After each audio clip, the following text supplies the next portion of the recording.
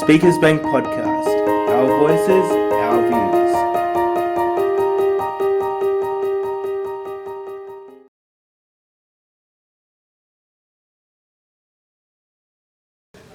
Hi and welcome to another episode of the Speakers Bank Podcast, Our Voices, Our Views. Today we have Mary Anne Cosic with us today. My name's Lynn and this is Kimberly, and welcome Mary Anne. How's your day been so far? Pretty good. Good. Perfect. So we're just going to ask you some questions around your disability with cerebral palsy and just also get to know you as well. Okay. So start off by telling us a bit about yourself. Well, I'm 44, married, had cerebral palsy from birth, have just finished my diploma in community services. Now sort of sitting back and hopefully going to be trying to get a job somewhere. I also run my own business with LaRev. I do birthday parties, representative parties. Coming in December, October, December will be a skincare range. So I enjoy that. I've been doing that for 11 years. And I've also been doing my 5D driving painting. My cerebral palsy affects my arms and my legs and sometimes my speech. And because I'm getting older now, I'm getting arthritic and old. I've got arthritis in my hip and my spine, but I can still move around and do 90% of the stuff I used to do. So it doesn't really stop me, but being in a chair is hard to get around when you can't get access to your community properly. And one of the challenges you've mentioned is getting around your community. Yeah. Do you have some other challenges that you're facing at the moment? Public transport is a big one because being on the surf coast in Ballarat, you can only get a bus every hour. Yeah. So if you miss the bus, you basically got to wait an hour. And where I live is on a dirt road, and there's no footpath. So I'm basically travelling alongside cars and big double trucks, and it's not safe. Yeah. And have you lived on that side of town your whole life? I did till I was 24, then moved to Geelong. Yeah. But, nearly 19 years. Then moved back with my mum because of family circumstances. So I've been there for just under 2 years now. Yeah. But yeah, it still hasn't changed from 30 years ago. It's still backwards. We need to upgrade and make it people friendly. Do you think it was better 30 years ago, or it's better now? It's still the same. Yeah, nothing's changed. Nothing's changed. No improvement over the past 30 years. Nope, except they've got new estates, and where the new estates are, they're all wheelchair accessible, but because I'm in the old part of town, it's all grass and no footpaths. So when it rains, I'm literally walking on either bitumen roads with big double trucks and cars and trucks, or dirt roads that you can't access because you end up bogged. So I end up stuck in my house. Which is not fun No. at all. And so you're still facing challenges with transport, still facing challenges with the roads and the community and the estate that you live in. Any other new challenges you've come across? Not really. No? No. Yeah, it's just still the same The same thing, but it's still yeah. 30 years old. It's like, come on, we're in 2019. How come we be able to go around so it gets the funding and we end up with a scratch? So give me a go before because one of these days I'm going to get squashed by a big double truck, and I'm thinking, I don't want to get squashed. No, understandably. Okay, so how did you get the courage to be independent, and did it challenge you physically to do so? I think because I've always had to self-advocate for myself ever since I was probably 5 years old, because I was one of the first people that they basically took out of a special school and said, you're good enough to go to mainstream, but mainstream wasn't ready for people with disabilities. They didn't even accept them into mainstream school. So I had to fight just to even have the right to go to school, because the principal where I went said, as long as I'm principal, that child is not coming to school. Wow. So that was 30 years, that was 35 years ago, and I had to get the education department to make him let me come to school. Was this, sorry, in a special school? No, Or this was just Mainstream. I was the local school in St Leonard's. He said, as long as I'm principal, that kid's not walking out of school, in the school. So I had to go through the education department, the doctors, the physios, the specialists to say that kid can come to school. If you put all the requirements that she needs, there's no need for her not to come to school. But he was determined that I was not coming to school. Because they didn't want to accommodate for. No, their he just needs, didn't. they just didn't He want just it. didn't want me to go to school. Yeah.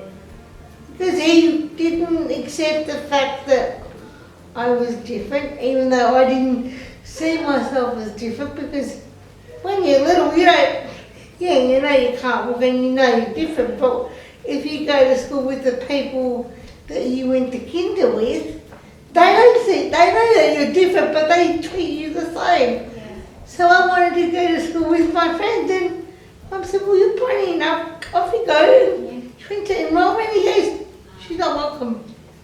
So I had 2 years of bullying, harassment, torment. At the age of 7, I tried to kill myself because I was sick of being bullied and harassed. wow. So I've had my fair share of hills and crosses to bear. Yeah. I mean, I don't know. Hopefully the community's getting better, but sometimes I really wonder whether we're going forward or are we actually regressing, because I honestly think if the education system was better, like it was when I was going to school, a lot more kids with special needs, if they had the right supports, they would thrive. You wouldn't need as many special schools if they had the one-on-one and the right equipment and the right support and the right amount of one-on-one help.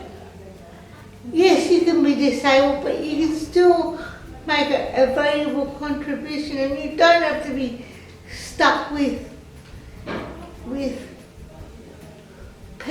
people of your own kind. It's great because you don't see yourself as disabled. I'm not saying it doesn't work, but from my perspective, I didn't feel that I was disabled, because I could communicate what I wanted, and because my mum and dad always took me everywhere, made me part of the community. So I didn't know any You didn't know. other different things. So yes, you can have best of both worlds, but if you can integrate into your community and people get used to you, the community slightly adapts to make you a part of their community. Whereas if you're isolated, and it's not a bad thing, if you're just with your people that you with disability, when you take people out in the community and you're not part of the whole community, it makes it very hard on the person, because people don't know how to communicate with us. And we're not dumb. Just because our legs don't work doesn't mean your brain doesn't work. And that's why I find people think that, poor me, I can't walk from and they're going to yell at me. It's like, don't yell at me, I'm not stupid, I'm not deaf. I'm just disabled. Yeah, so you just want everyone to be viewed as the same Yeah, it just treat everybody as you'd like to be treated. exactly without the stupid labels that society put on us. What is it? To judge the person, not the disability. Yeah. That's what we've heard from a lot of speakers. Yeah, judge what they can do, not what they can't do. Yeah. And make allowances so that they can participate even if they have restrictions. Yeah, definitely. Perfect, thanks Be for more that. inclusive. Yeah. Yeah. And through your challenges, have you found there's anything that's hard for you to do for yourself or do yourself?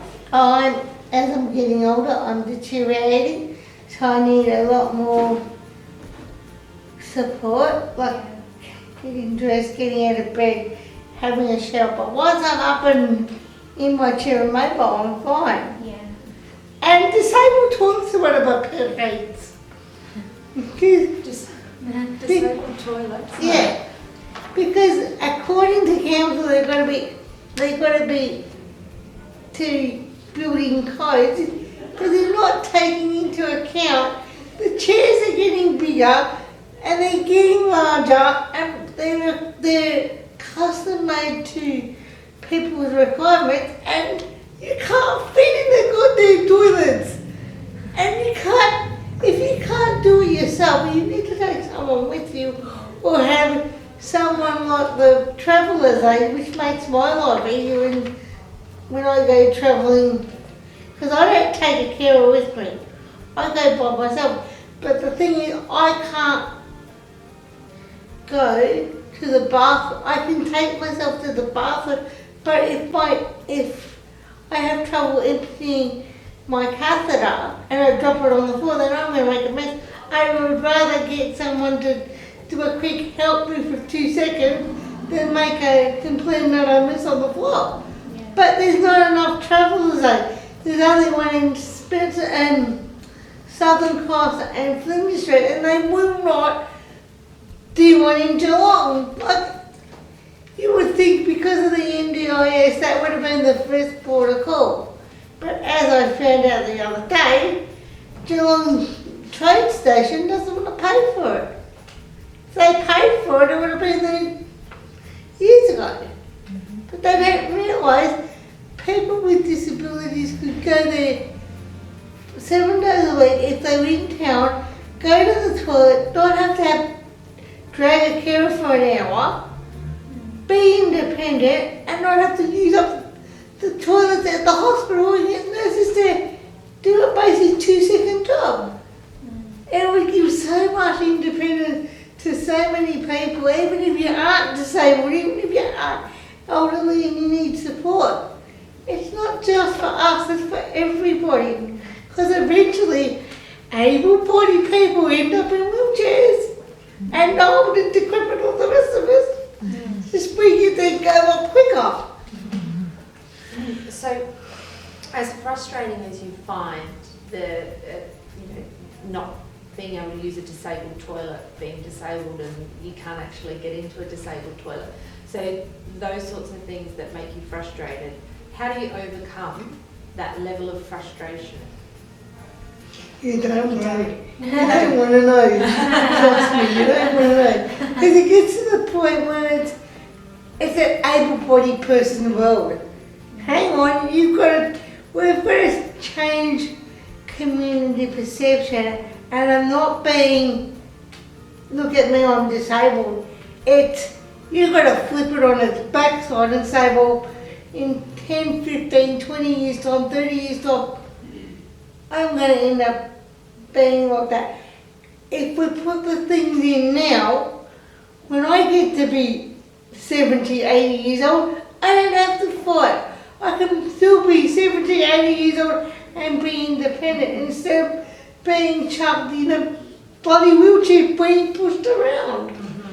It's not just for the here and now, it's for 30, 40 years down the road. Yeah, definitely. But society just thinks about here and now. They don't think the future, and then they go, it costs too much, but yeah, it costs too much now, but it's going to be cheaper later down the track if you put the infrastructure in now. Maybe they need more people with disabilities in infrastructure, designing, thinking about it, because you have a different outlook. Yeah, I would love if we could run a program where we could chuck CEOs, these people that make these decisions, in a chair for 4 hours, tie their legs up and go for it. You can't use your legs before. How are you going to go to the bathroom? How are you going to get up the footpath? How are you going to get to your car? Just everyday things that they take for granted. Take it away from them for 4 hours. Just 4 hours, that'll change their perspective. Or make them go to the Austin for half an hour and make them assist someone. And make them tied up in a chair and go, what, you can't use your arms, you can't use your legs. How are you going to get fed? And it's not the pity vote, it's reality of what people have to live with. And that's the only way able-bodied people are going to actually understand where we're coming from. They say put yourself in their shoes. Yeah. Guys, we need to wrap up. It's 16:22 now. Have you got any more questions? No? Are you towards the end of it? So what are some of the achievements that you can share to us to demonstrate that you can really live an independent life? I'm married, I've bought my own house, paid it off, run my own business, got my diploma, went to high school, done my VCE, doing all this stuff in the community. I think if that doesn't tell you what I've done in 44 years, that nothing will. I need support just for general stuff, but I still think I'm semi-independent. I mean, I went to Granville the other day, so all on my own, even though I got lost, but I can find my way around. It's not like a proper direction and I'm not getting left behind, and I know if I've got enough time to plan it, I can usually go anywhere. So thank you, Mary Anne, for coming to our podcast episode today. That's okay. We enjoyed that, really. And also, goodbye. This is just another episode of the Speakers Bank podcast, Our Voices, Our View. Thank you.